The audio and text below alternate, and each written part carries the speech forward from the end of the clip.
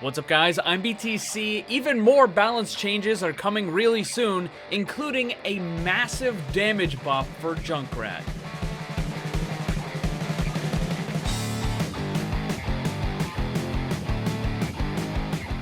When the latest patch hit the PTR, we got the brand new character Baptiste. In addition to that, we had a whole bunch of new hero balance changes. I already made a video going over all that stuff. I'll put a link for that down below and on screen so you can go and check it out after you're done watching this.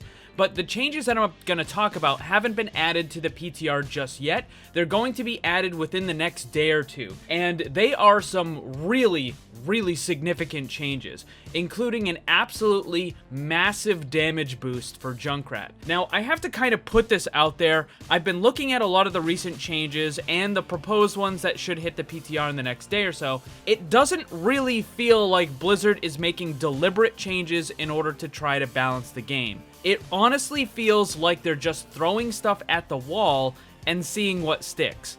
Some good examples of this is they buffed McCree's Fan the Hammer and then immediately nerfed it. They buffed Reaper's Lifesteal and then immediately nerfed it. It feels a lot more like just trial and error as opposed to deliberate changes. But having said all that, let's go into what these new changes are going to be.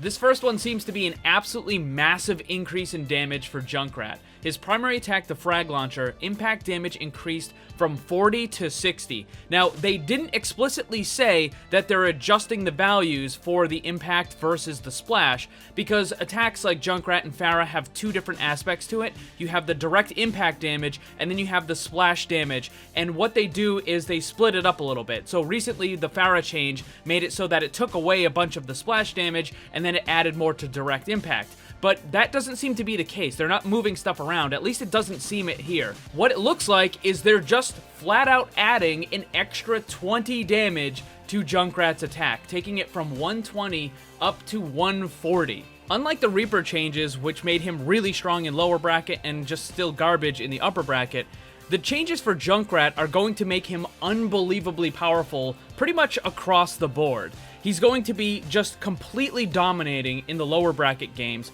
where you can have someone who's just constantly spamming into an area, doing a tremendous amount of damage. And then you can also have the higher bracket players who are going to be a little bit more precise and use some more advanced tactics, and they're going to be devastating with this new Junkrat. If that is just a flat 20 damage increase, this is possibly one of the biggest damage increases that they've ever done in this game. And honestly, it makes me scratch my head and just wonder, what are they doing? Next up is Lucio. His speed boost effect is getting lowered from 30 down to 20%, and then when you amp it up, it's going to drop from 70 down to 50%. Also, his wall ride, the passive movement speed gained while wall riding, increased from 20 to 40%. So his individual movement is going to be a lot faster, particularly when he's using his healing song as opposed to when he's using the speed boost. But overall, this is a massive nerf to his potential because of the speed. Now, here's the thing though. He's still the only character in the game that provides the speed boost. So in some cases, it's still going to be just as required as it was before. It's just going to be a little bit less effective. I've seen people talking about how they need to nerf Lucio's speed boost, and that is what will get rid of goats. Except that's not the case. The speed boost helps goats, to be sure, but it's not the thing that enables it. Area effect healing is the thing that enables goats comp. It always has been, it always will be. And that's the one thing that Blizzard has never touched. They didn't nerf it on Brigitte, they didn't nerf it on Moira, they didn't nerf it on Lucio. The area effect healing, if anything, has gotten better because of the new character Baptiste. This is probably going to have some effect, but it still doesn't get rid of Goat's comp entirely. Next up is McCree. The bonus damage ramp up from the previous 1.34 change will now begin after 1.5 seconds, down from 2.5. So in a recent patch, they just made it so that McCree gets significantly more damage ramp when he's using his ultimate. Basically, when you're trying to charge the Deadeye on the enemies, it starts going up way faster now. and now it's going to happen earlier in the ultimate. Now, is this going to make Deadeye an actual good ultimate? I don't know. It's going to be better, to be sure, but it still might be just a free reload. That might just be the case. Although I'm hoping that this is fast enough to where it's actually viable to use for its intended purpose, which is to do damage. Next up is Reaper, the passive healing amount reduced from 50% to 40%. I remember when people were screaming that, oh, Reaper was gonna be meta, he's the best thing, he's going to completely destroy GOAT's comp, and then he didn't. And then like 2 weeks later, you have these same people like, oh, Reaper isn't good against GOAT's comp. It's like, well, no kidding, because he has no way to get in close. And that's like the main problem with the character. He's a close-range character that doesn't have the ability to get in close. So this change right here, where they bring it down from 50% to 40%, isn't going to change anything. He's still going to be unbelievably powerful in the lower bracket, and he's still going to be absolute garbage in the upper bracket and in professional play. This change has almost no impact on Reaper's basically power level. Next is Symmetra, the photon projector primary fire damage ramp speed increased by 20%. So this means that when you're attacking an enemy, it's going to shift from 1 to 2 and 2 to 3 a little bit faster, and this is going to allow you to have a lot more potential damage as long as you're attacking stuff. Now, if there's barriers in the way, you're going to be able to charge this up to maximum extremely fast now. I don't think this change is going to have any impact on Symmetra's pick rate by itself. I think that's going to be determined by how effective the Orisa, Baptiste, Symmetra, Bastion kind of bunker comp stuff is. If that becomes really strong or more popular, then Symmetra is definitely going to be more used, and this certainly will help her. This change by itself, probably not going to affect too much. Next up is Zarya Particle Cannon. The alternate fire radius was reduced from 2-3 to 1-2 and based on energy level. So the more energy you have, the larger the radius is for her alternate fire attack. This is going to shrink it, and that is effectively a damage decrease. Even though the individual attacks are going to do the same amount of damage, because they're smaller, you're going to hit less enemies, meaning your total damage output is going to go down. I do think that Zarya probably needs some kind of a damage nerf. I'm not sure if this was the best way to handle it, but this definitely is going to lower Zarya's damage potential. Is something like this good enough to take Zarya out of GOAT's comp or to just ruin the comp altogether? No, not at all, because Zarya is still going to be extremely effective regardless of this change.